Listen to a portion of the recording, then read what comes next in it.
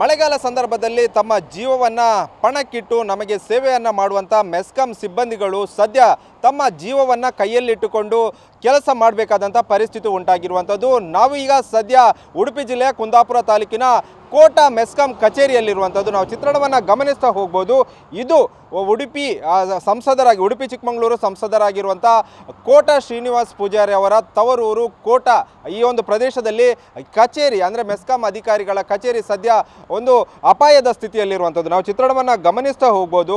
40 ವರ್ಷಗಳ ಹಿಂದಿನ ಈ ಒಂದು ಕಟ್ಟಡ ಒಂದು ಶಿಥಿಲಾವಸ್ಥೆಯಲ್ಲಿದೆ. ಸಾಕಷ್ಟು ಬಾರಿ ಇಲ್ಲಿಯ ಸಿಬ್ಬಂದಿಗಳಾಗಿರ್ಬೋದು ಮತ್ತು ಮೇಲಧಿಕಾರಿಗಳು ಕೂಡ ಅಂದರೆ ಮೇಲಿನ ಅಧಿಕಾರಿಗಳಿಗೆ ಮನವಿ ಮಾಡುವಂಥ ಕೆಲಸವನ್ನು ಮಾಡಿದರು ಮತ್ತು ಸಂಬಂಧಪಟ್ಟ ಇಲಾಖಾ ಅಧಿಕಾರಿಗಳಿಗೂ ಕೂಡ ಒಂದು ಮನದಟ್ಟು ಮಾಡುವಂಥ ಕೆಲಸವನ್ನು ಕೂಡ ಮಾಡಿದ್ದಾರೆ. ಆದರೆ ಇಲ್ಲಿ ಇಲ್ಲಿರುವಂಥ ಅವ್ಯವಸ್ಥೆಯಿಂದ ಪ್ರತಿದಿನ ಇಲ್ಲಿ ಸಿಬ್ಬಂದಿಗಳಾಗಿರ್ಬೋದು ಅದರ ಮೇಲಧಿಕಾರಿಗಳಾಗಿರ್ಬೋದು ತುಂಬಾ ಅಪಾಯದಲ್ಲಿ ಒಂದು ಕೆಲಸ ಮಾಡಬೇಕಾದಂಥ ಪರಿಸ್ಥಿತಿ ಕೂಡ ಉಂಟಾಗಿರುವಂಥದ್ದು ನಾವು ಗಮನಿಸ್ಬೋದು.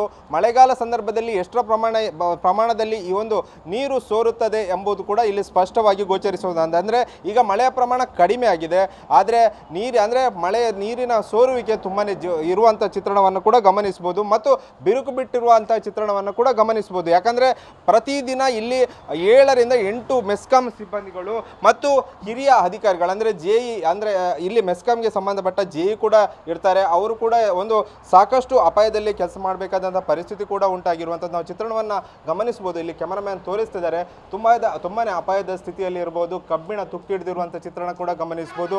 ಅದೇ ರೀತಿಯಾಗಿ ಬಿರುಕು ಬಿಟ್ಟಿರುವಂಥ ಒಂದು ಪ್ರದೇಶವನ್ನು ಕೂಡ ಗಮನಿಸ್ಬೋದು. ತುಂಬಾ ಅಪಾಯದ ಸ್ಥಿತಿಯಲ್ಲೇ ಒಂದು ಕೆಲಸ ಮಾಡಬೇಕಾದ ಪರಿಸ್ಥಿತಿ ಉಂಟಾಗಿರುವಂಥದ್ದು. ಆ ನಿಟ್ಟಿನಲ್ಲಿ ಇಲ್ಲಿಯ ಸ್ಥಳೀಯ ಅಂದರೆ ತವರೂರಿನಲ್ಲೇ ಇರುವಂಥ ಕೋಟ ಶ್ರೀನಿವಾಸ್ ಪೂಜಾರಿ ಆದರೂ ಇದರ ಬಗ್ಗೆ ಗಮನ ಹರಿಸಬೇಕೆಂಬುದು ಕೂಡ ಇಲ್ಲಿಯ ಸ್ಥಳೀಯ ಅಧಿಕಾರಿಗಳ ಮಾತಾಗಿರುವಂಥದ್ದು ಮತ್ತು ಇಲ್ಲಿಯ ಮೆಸ್ಕಾಂ ಸಿಬ್ಬಂದಿಗಳ ಕೂಡ ಮಾತಾಗಿರುವಂಥದ್ದು. ನಾವು ಚಿತ್ರಣವನ್ನು ಗಮನಿಸ್ಬೋದು.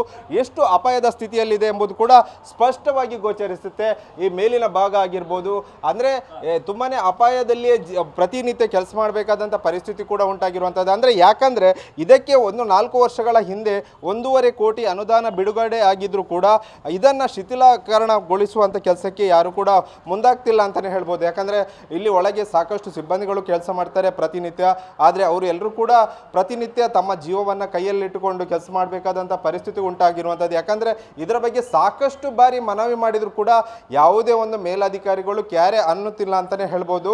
ಆ ನಿಟ್ಟಿನಲ್ಲಿ ಮುಂದೆ ಆದರೂ ಕೂಡ ಇದರ ಬಗ್ಗೆ ಒಂದು ಗಮನ ಹರಿಸಿ ಒಂದು ಸೂಕ್ತ ವ್ಯವಸ್ಥೆಯನ್ನು ಆಗಬೇಕೆಂಬುದು ಕೂಡ ಇಲ್ಲಿಯ ಮೇಲಧಿಕಾರಿಗಳ ಕರ್ತವ್ಯ ಆಗಿರುವಂಥದ್ದು.